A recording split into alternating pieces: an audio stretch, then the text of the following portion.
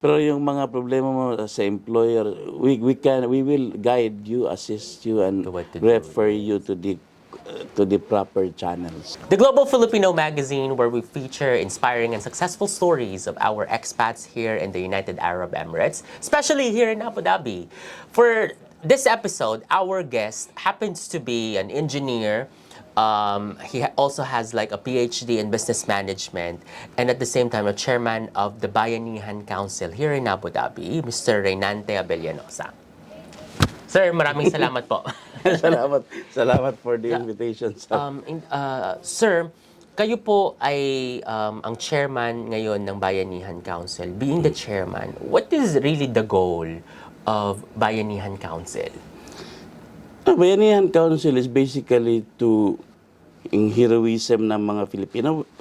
We OFWs are coined as heroes. So Yes. the main thing for Bayanihan is to pagsamasamahin yung paghahiro ng mga Filipino para gumawa ng kabutihan, magtumulong sa isa't isa. Nakita po dun sa mga logos natin. At saka I myself, no, ang alam ko po, na, the picture that comes in my mind kapag hiririnig ko po yung word na bayanihan, yung bahay na binubuhat ng maraming tao para ilipat, because I think that's a Filipino culture, no, na tara magbayanihan tayo. So it's basically tulungan. So sa mga probinsya yon, kanya-kanyang buhat ng bahay, maraming mga kapitbahay magbubuhat. So ganun din dito yon. So each of us as OFWs helping one another to be something, to make an impact sa community or sa UAE mismo as Filipinos. Right. So to make it like makilala na pag Filipino ka iba. So para yung mga andito din alam nila pag Filipino iba talaga yan. So Yes, na nagtutulungan tayo. tulungan We're like one and community. we're contributing to the progress Yes. of UAE. Chairman, please also like share like what is Bayanihan biggest achievement for the past 2 years that you were handling the team, the Bayanihan Council since 2021. For Bayanihan, the best achievement was we started our terms and in the kasagsagan ng pandemic. But still we were able to conduct training seminars. We still proceeded with the Independence Day celebrations. Correct. And then after that Independence Day celebrations, we had so many trainings for our fellow Filipinos. And yun, this year we sunod-sunod. We had after nag-lift ng restrictions, we did the Leadership Summit, which ang last niyan was 2018. So we did it again this time, and then followed by the Family Fun Day. And then last December, which was the greatest thing that happened to Filipinos in Abu Dhabi, yung Dakilang Pinoy Awards na finally nagawa na rin natin. Po, nakapagbigay tayo ng parangal doon. Parangal sa mga Pilipino na tumutulong sa kapwa, sa komunidad, sa ibang tao, hindi lang sa Pilipino, kahit ibang lahi tinutulungan nila. Correct. At yung sa mga Pilipino na may mga kakaibang kakayahan. Chairman, doon sa 2 years na yun po nyo, sa tingin nyo, like what else can you give sa Bayanihan Council for the community? Ano pa po yung mga pwede nating magawa? Ano pa po yung mga kaya nating maabot? Well, kung ang pinaka main thing kasi dapat sama-sama, no? So lahat kaya nating abutin. It just so happen na magtatapos niya. Okay. Yes, Magtatapos niya. But we can do anything. We can always make things happen as long as we are together, as long as you have the support of all organizations na nandito sa Abu Dhabi. Even if may mga others na who are Hindi man maiiwasan yung hindi na issues, maiwasan, but as long as you have the support of your membership, then you can always make things possible. Given that po, no, what is the biggest struggle as a chairman or also like as a community leader? Ano po yung mga naranasan nyo na parang like hold back kayo or naging struggle po para sa inyo personally and as a group? Personally, before kasi wala dito yung pamilya ko, so I have to at least go to the Philippines every 2 or 3 months. So may mga times na wala talaga ako para sa org. Then it just so happened na nagkaroon ng yung COVID, and we were restricted to Correct. So, To travel, to travel, ayun. So ayun, That's personal struggle po. Yeah, personally it was quite a struggle. Wala ka sa, malayo ka sa pamilya. So, may the point na umuwi, hindi ka makauwi. So, ganun. So, I focus more on giving, yun nga, para na rin mag-diversify to training sa mga tao, sa mga, yun. Maganda po yun, no? Kasi talagang ang goal ninyo ay para matulungan yung ating mga OFWs dito, mainly sa Abu Dhabi po, no? Hindi kasi tayo naman nag-abroad, naging OFW to uplift our status. So, andito tayo sa ibang bansa, marami tayong kalaban. Hindi lang sarili natin, hindi pati ibang lahi, and mas marami sila sa atin. So, what is more than kailangan mo i-equip ang sarili mo. So, and some of our fellow kababayans unfortunately do not have the capacity, no? So, we tried to provide them with what they think they need to be at least par with the others. And at the same time, pag ayaw na nilang mag-OFW, pag umuwi sila sa Pilipinas, ready na sila, start their own business. Correct. At least Reintegration program. Lately, we tap with Polo, no? Partnership with Polo, which is very successful. Yung mga trainings namin ngayon are all in collaboration with Polo talaga. Correct, opo. Kasi sila yung may program na reintegration din, and then... You make your program, submit it to them, then they will approve. Sir, another question about, I think, let's take this opportunity as well, probably, to thank your team. Kasi this is, you are the leader, and you have like people like behind you. We that work on together to a campaign or a project. Sa totoo lang, we will not be able to pull or to do anything without the support of all the board. And it just so happened that I have an executive board na very supportive. Alam mo yon, parang kuan sa kanila, yung parang likas sa kanila na we'll do this way. Tumutulong talaga, sir. Walang board ngayon na kuan na yung para nakatingin lang. Lahat sila may sariling mga idea. So we try to draw out all the good things from them, and then they execute. We help them, we guide them, and they execute it themselves. Ang gagaling ng mga board natin ngayon. Yes. Magagaling ang mga board natin. I think I personally know them na lagi ko po ding nakikita sila. And that is why I'm so lucky na meron akong ganong board. Walang bida sa kanila, walang pabida. All they do is help. Bayanihan. Oh, ganun. Opo.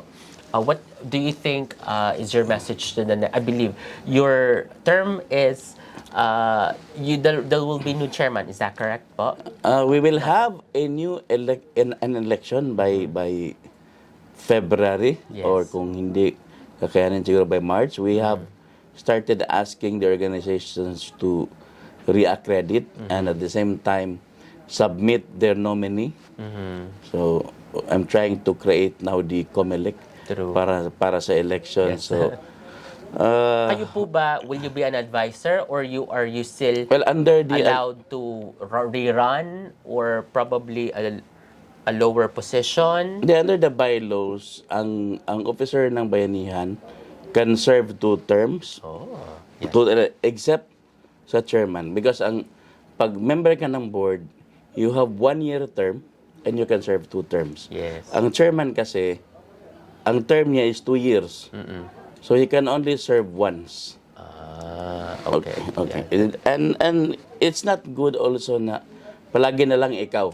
Give others a chance. No? Chance, yes. Yes. So now, what is your message or your advice to the next chairman of Bayanihan Council? Whoever will be the next chairman of the Bayanihan Council, make sure that you maintain yung main purpose mo, yung main purpose mo. Not sa group, but what you really want and why do you want to take up the chairmanship. Yes. And then move forward. Always ask for the help of the other officers. You will not be able to do it alone. So, Correct. Walang magiging achievement sa bayanihan na dahil sa'yo lang. Imposible po yun. Correct. 2 more questions po. What is your message now to our OFWs na probably are struggling? May mga pinagdadaanan sila ngayon na kailangan nila ng tulong from certain communities, and who to approach? Well, basically, pag alis mo sa ibang, when you go abroad, meron ka namang meron namang trainings ang polo before we go out, no, yung Pidos. PIDOS. Unfortunately, yung mga nagkakaproblema ngayon are those who did not went through the process. So, if mayroon tayong mga ganoong problema na natin unang malapitan, the first thing that you should do is communicate sa polo or sa embassy. Pero pag nahirapan talaga kayo, Bayanihan is here to guide you. We have our own committee who will take you through the entire process, ano kailangan mong gawin, and then sino ang pwede mong lapitan, sino ang tutulong sa iyo. So, we have our committee sa Bayanan na ang pinaka-purpose nila is to help, no? Yes. So, we have a dedicated team. So, kung meron tayong mga problema sa OFW, abusadong amo, wag lang yung sa utang. Yung mga, pero yung mga problema mo sa employer, we will guide you, assist you, and refer you to the proper channels. It's really beautiful po. And last question, Chairman, what do you think really is the true essence of being a leader? Being a leader is not about you.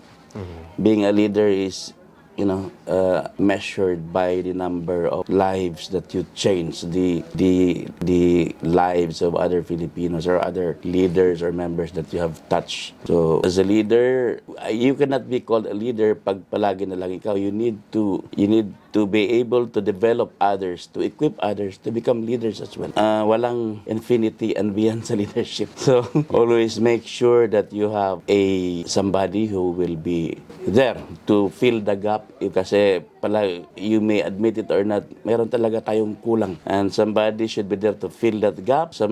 As a leader, you should be open sa lahat ng either bad or positive na mga suggestions or comments. Correct. You need to be open-minded and select from the best. But again, it's always not about you. It's about the people that you have helped, the lives you've changed, and develop others to become leaders as well. Yes, maraming salamat po.